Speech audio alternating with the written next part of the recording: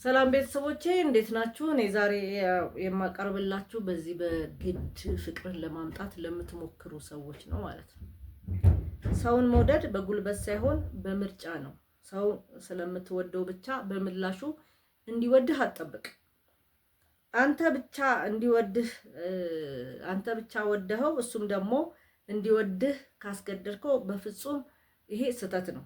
ይህን ካደረክ ያው ግንኙነታችሁ ይቋረጣል። በተለይ ይሄ በጓደኝነት ላይ ያላችሁ ሰዎች በግድ ካልወደድሽኝ በግድ ካልወደድከኝ ብለው የተለያየ ተጽዕኖ የሚያደርጉ ነገሮች ማድረግ አይጠበቅም ማለት ነው።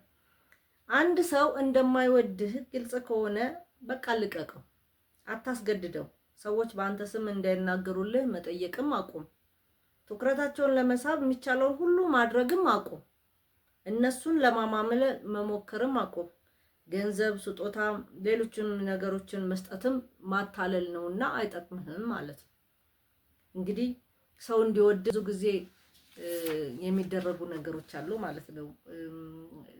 በቃ አልወድህም ካለ አልወድህም ነው፣ አልወድሽም ካለ አልወድሽም ነው፣ መተው ነው። እነሱን መሳብ፣ እነሱን እንዲያዩን፣ እነሱ እንዲወዱን ገንዘብ ማውጣት፣ ስጦታ መግዛት፣ ሌላም ነገር ማድረግ መልሶ እንዲወዱን አያደርግም። ምናልባት ያንን ጥቅም ካገኙ በኋላ ጥለውን እንዲሄዱ ይሆናል ማለት ነው።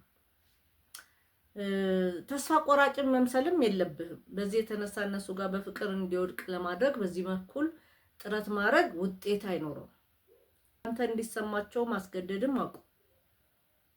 አንተ በፍቃድህ ያልወደድከውም ልብ መቼም መርጠው አይሰጡም። በቃ ካልወደዱ ማለት ነው።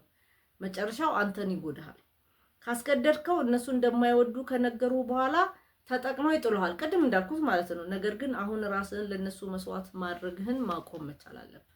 ካልወደዱህ እንዲወዱህ የምታደርገው ነገር መልሶ አንተን ይጎዳሃል እንጂ አይጠቅምህም። ምክንያቱም ይጠቀሙብህና ይጠሉሃል ማለት ነው። ውድ ነህ፣ ዋጋህ አይለካም። በትንሽ ነገር አትቀመጥ። በማንም ላይ ራስህን አታስገድድ። ሊወድህ የሚችል ማንኛውም ሰው በህይወት ውስጥ መንገድ ውስጥ ታገኛለህና እሱን ለማግኘት ጥረት አድርግ ማለት ነው። ቤተሰቦች ያመሰግናለሁ።